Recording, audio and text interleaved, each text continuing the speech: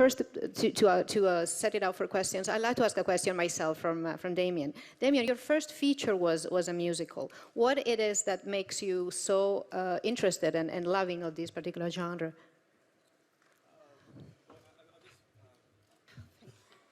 Yeah, I'm new here. I just want to very quickly just first say what an honor it is to be here in Venice. It's just been a dream to come here and show the movie here. And obviously, like everyone, I'm such a huge lover of Italian culture, Italian cinema, Italian food.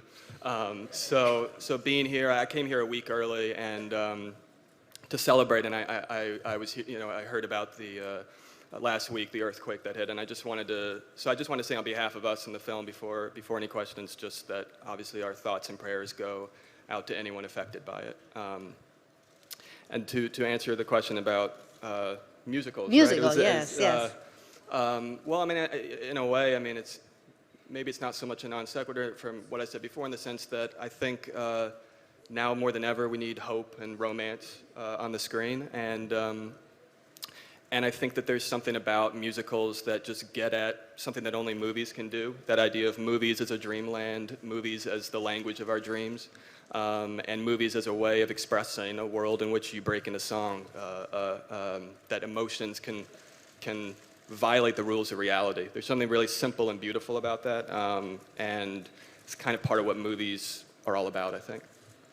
Se alzate la mano, c'è una domanda qua. Following up a little bit on that question, hello everybody. It's funny, for years they've always said that musicals were a dying art, which is kind of ironic. That's what you say in the film about jazz. So in a way, do musicals have to be jazzed up, have to give it some new electronic beat, like as you did in this film, to kind of make it accessible to a younger audience?